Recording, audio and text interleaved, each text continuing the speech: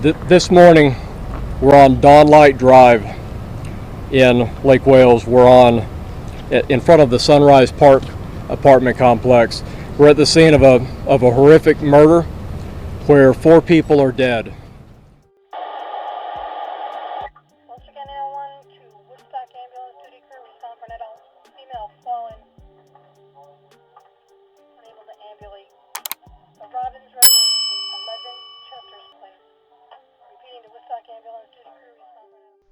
In today's video, we will be headed to Lake Wales, Florida.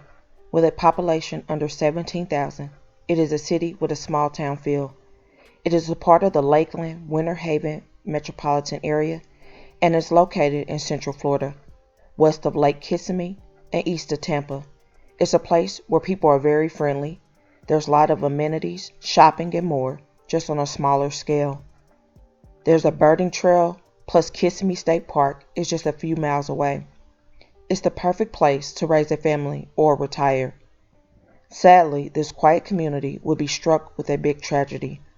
On May 2nd, 2023, a few family members would go check on their loved ones at their apartment located at the Sunrise Apartments on Dawn Light Drive, and after calling 911 a little before 9 p.m. for a possible medical emergency inside, the police would arrive at the apartment and find Marlena Pizarro, 40, her 21-year-old son, Darian, and 2 daughters, 17-year-old Ariana and 11-year-old Kanais, all unalive by gunshots.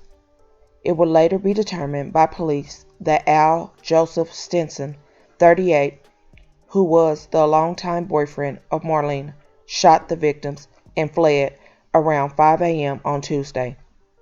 He just left his family and no one knew the whole day what had happened until the night when family members had came by. It's absolutely a tragedy what we've dealt with and what we've experienced tonight and what number of families have experienced tonight as well. Yesterday at approximately 8:50 p.m., Lake Wales Police responded to the report of a medical call in this subdivision, in this apartment complex, and when they arrived, they discovered 4 bodies.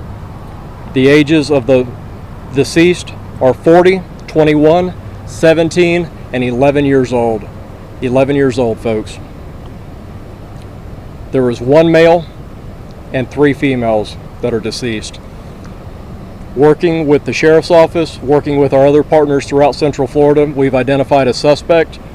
The suspect at this time, his name is Al Joseph Stinson.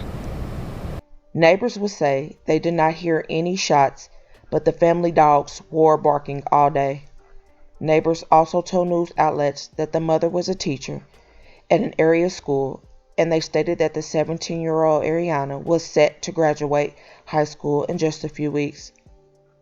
Police immediately began searching for Al and in the surrounding areas. Detectives worked with the Sanford Police Department and the Seminole County Sheriff's Office to track Al to the Slumberland Motel in Sanford, Florida. As a part of their investigation, they put out information, and bolos and their detectives and investigators were brought to the city of Sanford. That was probably in the early morning hours of this morning, around 2 o'clock in the morning. There was a report of the suspect's vehicle being located directly across from the Summerlin Hotel.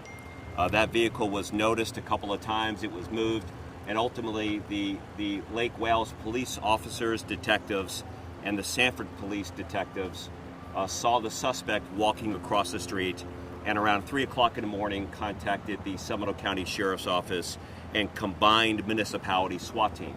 The Sheriff's Department would say Al's vehicle was parked across the street, and detectives saw him walking towards the motel where his brother was staying. According to the sheriff, law enforcement officers were able to make contact with Al via cell phone and had been talking to his brother. Officers say Al made a statement that he was going to kill himself or force law enforcement to kill him. At one point, the negotiation team was able to get him to exit the motel room, which was next to his brother's room. Officers were able to get the brother out, and they carried on the negotiations with Al for hours. At one point, the sheriff stated they were able to talk him into putting the handgun down. SWAT team arrived on scene at around 6 a.m. and at the same time, court orders were in the process of getting a search warrant for the hotel. There was ongoing negotiations by way of cell phone from the Lake Wales police officers who had already had somewhat of a relationship. During those conversations, they were talking with the suspect's brother. In the background, they could hear the suspect, so there was a pretty reliability confirmation that he was at this location. And then ultimately, the Seminole County Sheriff's Office combined SWAT effort, crisis negotiation team, took over those negotiations. And at one time, they appeared to be pretty successful. As he stepped away from the gun, which was on the ground, the officers deployed a 40mm baton, which is a projectile that is not meant to cause death or serious harm. It did not have much impact on Al, but officers say he immediately went after his gun and picked it up off the ground. The sheriffs don't know if Al actually fully got a hold of the gun or not, but he was reaching for the firearm, and that's when the 3 SWAT members and 1 specialized officer with the Sanford Police Department fired at Al and unalived him. We begin at noon with a major news alert out of Lake Wales and Polk County. Police there have been investigating the murders of a mother and her 3 children whose bodies were discovered last night. And now we've learned the suspect is also dead following a standoff in Sanford. Fox 13's Josh Cassio is live in Lake Wales with the latest on what happened. Josh. Linda, in just the last hour, we have confirmed the suspected shooter in this case is dead, was shot by police in the Sanford area following a SWAT standoff. Police say he had been communicating with negotiators, saying basically he was either going to kill himself or have police do it in a suicide by cop manner. In the end, that is ultimately what happened. Investigators say he reached for a gun despite ongoing negotiations that at times seemed positive. In the end, they say he reached for a gun and they shot and killed him. This is all such a major tragedy and loss. And for what? Another family gone too soon. The brother of Marlene has created a GoFundMe to help get the family back to Puerto Rico to bury them in a family plot.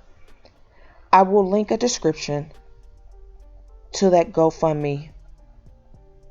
My heart really hurts because the alleged suspect is no longer alive, so there will never be any closure to why he did this heinous act. I do pray for this family, for peace and comfort for everyone involved, whether it be family or friends. And I ask that you comment your thoughts and prayers for this family in their difficult time. And please hit that like button to share to make your people aware. And as always, remember to stay woke. Things change quickly.